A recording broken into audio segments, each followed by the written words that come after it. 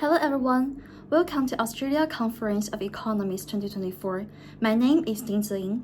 Today, I'm going to give a presentation about how tax and AI impact the economy in society. We also will use economy to explain people's daily behaviors. In our first section, we look at how consumption tax affects the well-being of consumers and producers. Picture a market diagram where supply meets demand at the point of equilibrium. When a consumption tax is introduced, the supply curve shifts up, showing the tax cost. This leads to a new balance with higher prices for consumers and fewer items sold. The interesting part is the consumer surplus area gets smaller, which is the space between the demand curve and the equilibrium price. So does the producer surplus. So this is the situation between about a Dewey loss, a space that shows a loss in economic efficiency. With the tax in place, trades that would have happened before without the tax will decline because of the higher prices. With the tax in place, trades that would have happened before without the tax will decline because of the higher prices. This Dewey loss reveals the real cost of the tax beyond the revenue it generates, showing its effect on overall market welfare.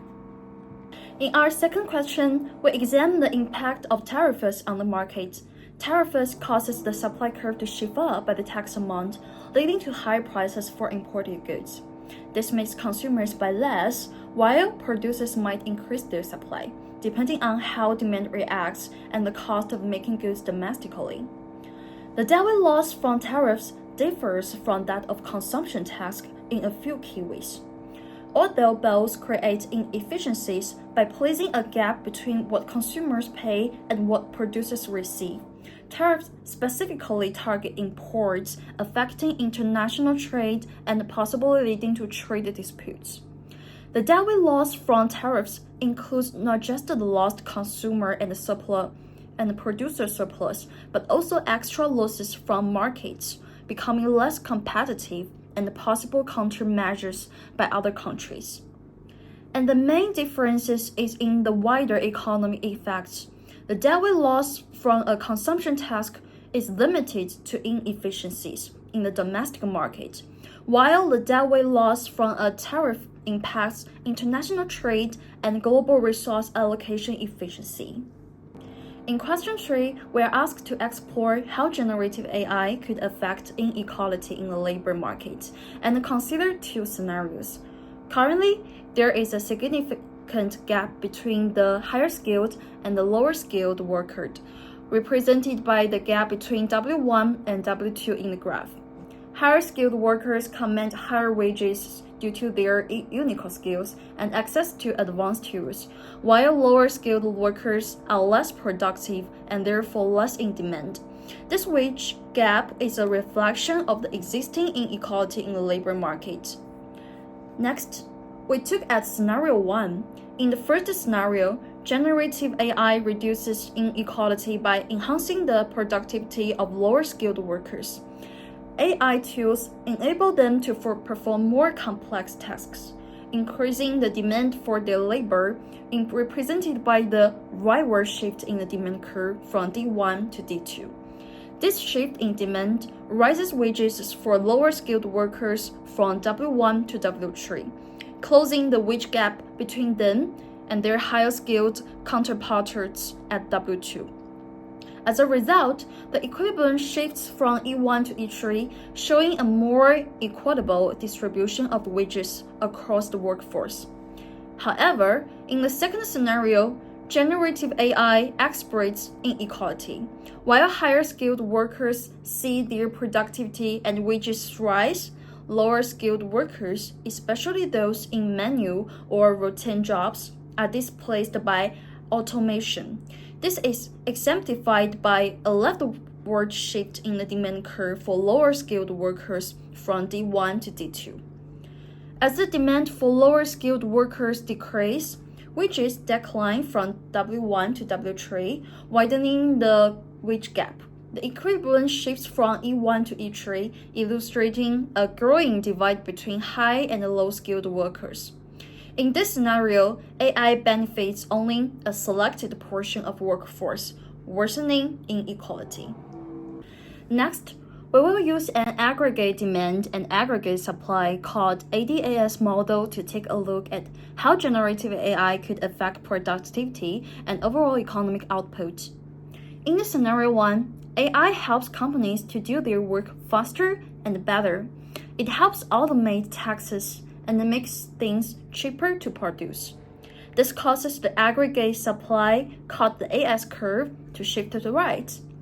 When it happens, more goods and services are available, and the price can even go down. This means that we can produce more goods and services at every price level, benefiting both consumers and the business. This is how AI can lead to growth in the economy, higher productivity, output increases, and lower prices. For the scenario 2, now, if AI doesn't really change how companies work, nothing big happens. Maybe it's just because the technology is not fully adopted yet, or it just doesn't help enough. So, in this case, the AS curve doesn't shift at all. Everything stays the same. Prices don't change much, and the economy doesn't grow faster, so there is no real boost in output. Next up, we will be questioning why people keep choosing unhealthy food even though they might want to eat better, and behavior economists can help in explaining this. The first idea is called present biases. This means that people only focus on what feels good right now, like the taste of junk food, and the joy of the tasty snack instead of thinking about what's good for them in the future. So, eating a burger or fries give great pleasure, but it's harder to think about the long-term effects like weight gain or health issues. Another reason is stated core biases. This means that people stick to what they've always done, even if they know they should change. For example, if you're used to grabbing fast food after school, it is easier to keep doing that instead of making a healthy choice, like grabbing a salad, even if you know that it's healthier and better for you. But there is something that we can do to help people make healthier choices.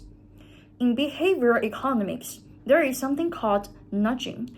This is when people or us make small changes in the environment to guide people towards healthier choices without forcing them. For example, you can put the fruits at an eye level or just a place where people can easily see and grab them. They are more likely to choose it instead of unhealthy options.